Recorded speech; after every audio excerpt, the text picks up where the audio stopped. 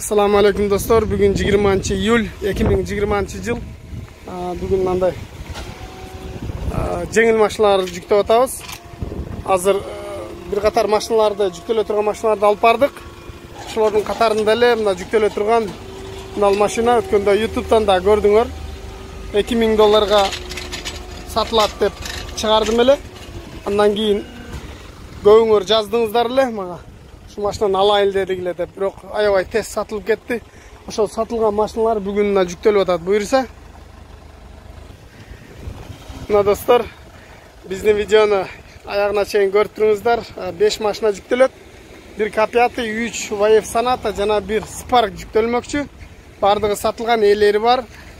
Кандай жүктөлүшүн да бир катар көрсөтүп өтүп, машинанын да бааларын дагы сиздерге айтып кетем. Мына достор, Құдай бұйырса кетті машина.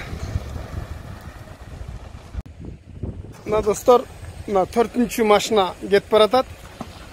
5-ші машина екен. 5-ші машина кетіп баратат. Азыр буга чейин 2 VF, 1 K5, 1 Spark барган. Азыр мынаны дагы алып барса 5-ші машина. Мындан кийин жүктөштү баштайбыз буюрса. Достор, бұл өзіңіздер көргөндөй баягы мындан алдын кеткенге окшогон VF-ке эле окшош. Болгону ошол булар такси, газ 2014 пробегтери 250 000 300 000 тегерегинде. Үстүндө чашкасы бар. Чашкасын алып салып, ыргыта чаап, анан ордуна жашнап ошол ушул боюнча айдап жүрсөңөр да болор.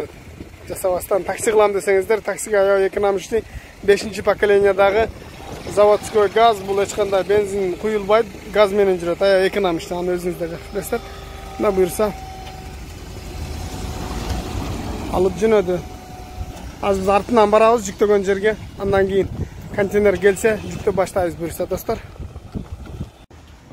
Мына Кудай буюрса погрузка башталды. Дөңгөлөктөрүн дагы даже чечкен жокпуз. Трос менен ушул боюнча ачылат. Бул Абдурахим деген жигиттики, бияка Абдурахим деп жазып койгонбуз. Аркаңкы дөңгөлөктөрү деле чечилбейт. Биринчи болуп ушул машина кирет азыр контейнердин ичине.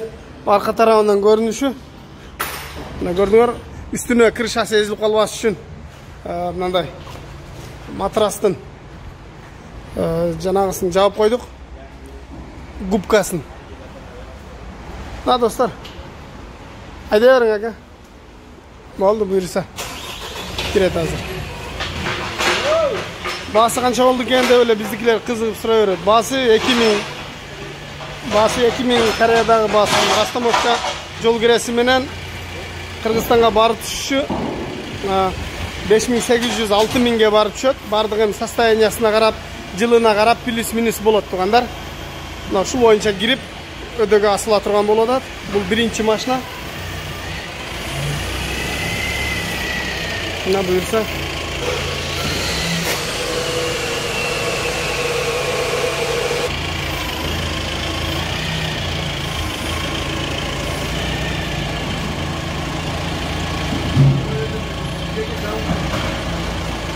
сен трос кырктың ба? Жыгачпы? Мына достор азыр туруп кандай жүктөлгөнүн көргөзөм. Дөңгөлөктөрү дагы чечилген жок, мына бардыгы зыңк болду. Ушул боюнча жүктөлүп атат.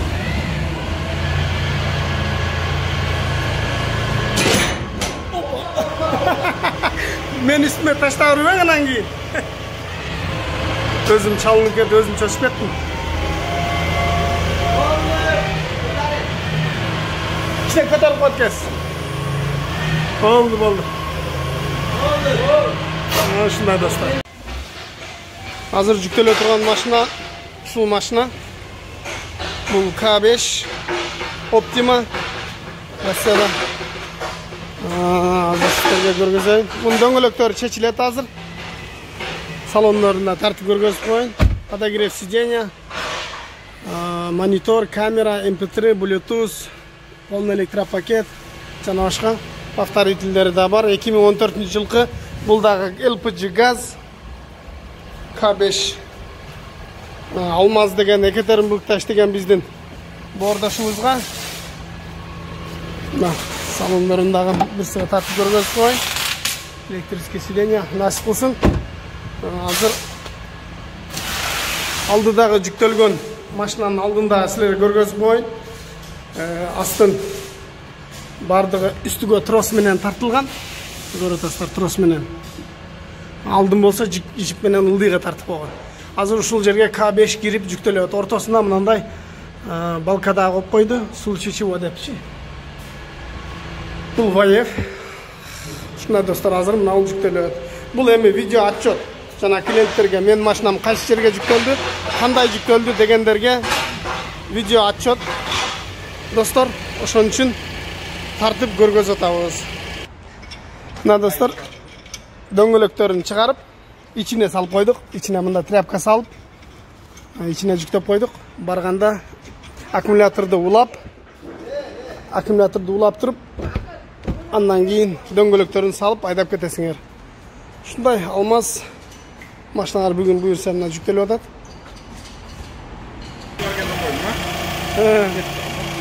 Мына буюрса жүктөп атабыз. Балон эле чечилди, калган эчтеке чечилген жок. Барганда ушундай балон салып айдап кетсеңер болот.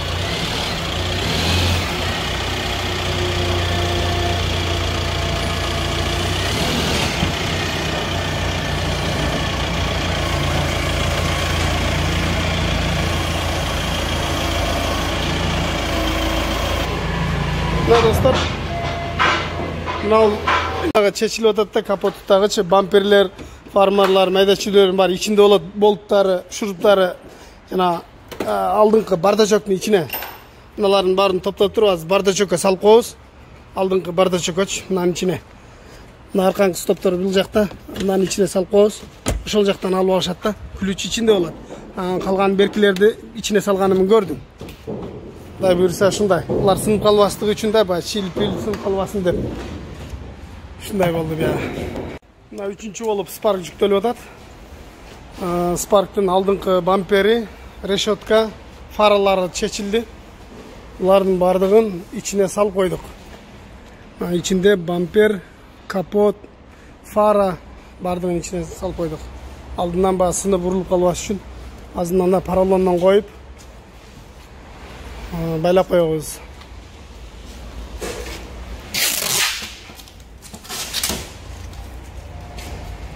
Азыр кара менен көтөрүп өдөгө илебиз буюрса.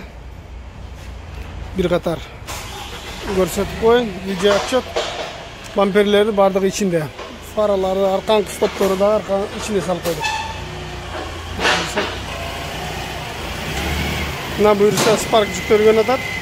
Муну өткөндө өзүңөр көрдүңөр, YouTube'га да тартып чыгарганмын, ошондон кийин сатылып кеткен. Ушу Казакстанда иштеген бизден мекендешибиз алган. Азыр ошол жерге асынып жүктөлөт.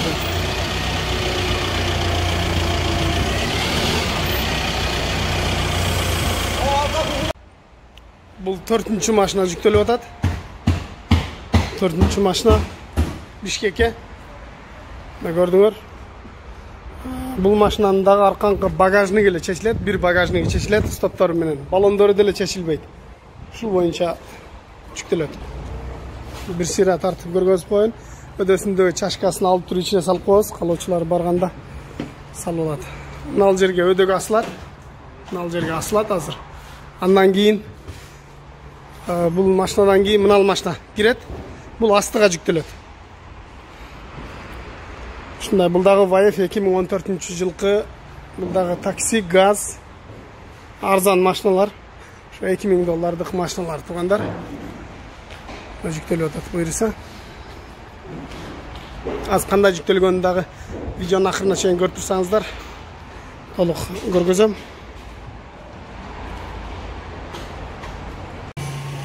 Өдөгө илине турган машинанын дөңгөлөктөрүнө мындай резина өткөрүп койдук. Дөңгөлөктү, дисканы чийип койбостугу үчүн алдыңкы бампер фараны чечип ичине салып койдук. Болбосо батпай калчудай. Азыр өдө жака илинет. дөңгөлөктөрү чечилген жок, аркаңкы багаж, алдыңкы буфер бардыгы ичинде. Аларды болттары бардачокто ушундай салып алышат барганда. Кудай буйруса 25 күн 30 күн аралыгында Кудай буйруса жетет бул контейнерлер. Августтун 20-ларында болжол менен ушундай болуп азыр асылы жүктөлөт. Ушундай достор.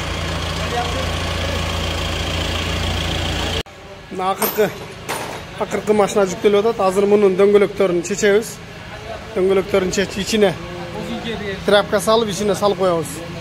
Аркасын мындай кылып жабып, скотч менен байлап коебуз, шийилбестиги үчүн. Шахмнаны скотч урпай.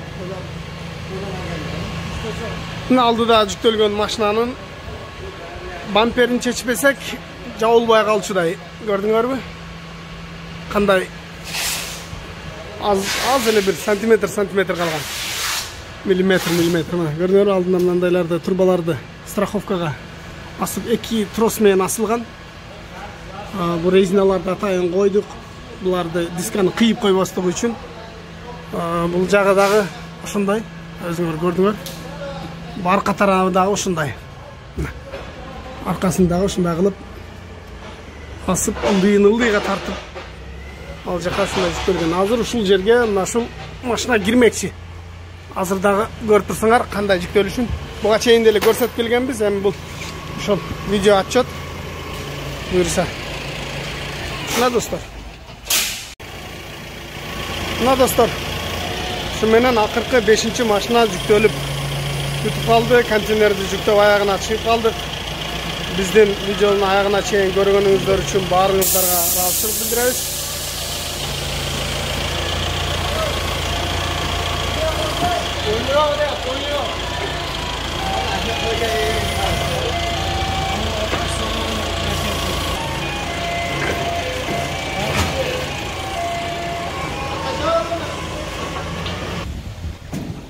Мына достор, şu менен контейнерди жүктөп аягына чыктык. Азыр буларды мына ичкери жакта байлап атат.